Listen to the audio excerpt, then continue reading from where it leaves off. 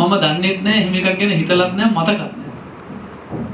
ඉතින් ජීවිතේ දැන් 49 ඉවරයි.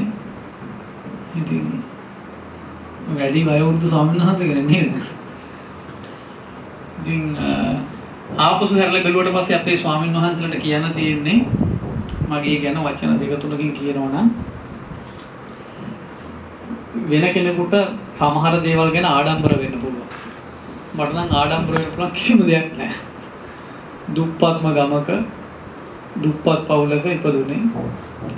මම හිතන්නේ ඒවා ඔක්කොම හුඟක් හොඳයි කියලා. මම පොහොසත් පවුලක ඉපදුනා නම් කවදාවත් මිනිසුන්ගේ දුක තේරෙන්නේ නැහැ නේ.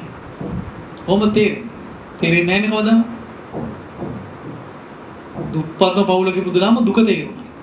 දුප්පත්ම ගමක හිටියහන්ද ඒ ගම්වල මිනිස්සු ජීවත් වෙන හැටි, කන බොන හැටි, දුක් විඳින හැටි හොඳට තේරෙනවා. ඉතින් මම හිතන්නේ මම කොළඹ හරි එන කොහේ හරි ඉපදිලා පොහොසත් පවුලක ඉපදුනා නම් ඒක අවාසියක් කියලා. ඉතින් ඒක අනුව මම දකින්නේ මේ වෙච්ච දේ හොඳම දේ මට වෙලා තියෙනවා. ගමක පිටිසර ගමක දුප්පත් පවුලක අමාරුවෙන් ජීවත් වෙච්ච මහණුනිත් පොඩි පන්සලක. ඒකත් මම දකින්නේ ඊටාම හොඳ දෙයක් හැටියට. පන්සලත් පොඩි පන්සලක්. ඉගෙන ගත්තේ අමාරු. ඒකත් හොඳ දෙයක්. ඒ යනෝ දුෂ්කරතාව විඳවලා තියෙන. ඒකත් හොඳ දෙයක්. ඒ යනෝ මගේ ජීවිතේ මම පසුතැවිලි වෙන්නේ නැහැ කිසි දෙයක් ගැන. නොලැබිච්ච කිසි දෙයක් ගැන පසුතැවෙන්නේ නැහැ. මට ලබා ගන්න කියලා කිසි දෙයක් ඇත්තේ නැහැ. මම කවදාවත් මගේ ජීවිතේ දේවල් ලබා ගන්න කියලා හිතුවේ නැහැ. හැබැයි හැමදෙස්සෙම හිතුවා ලෝකෙ වෙනුවෙන් මොන හරි කරන්න ඕන කියලා. මම ගුරුවරයෙක් ගුරුපත් වීම අතෑරියා. පන්සල අතෑරියා.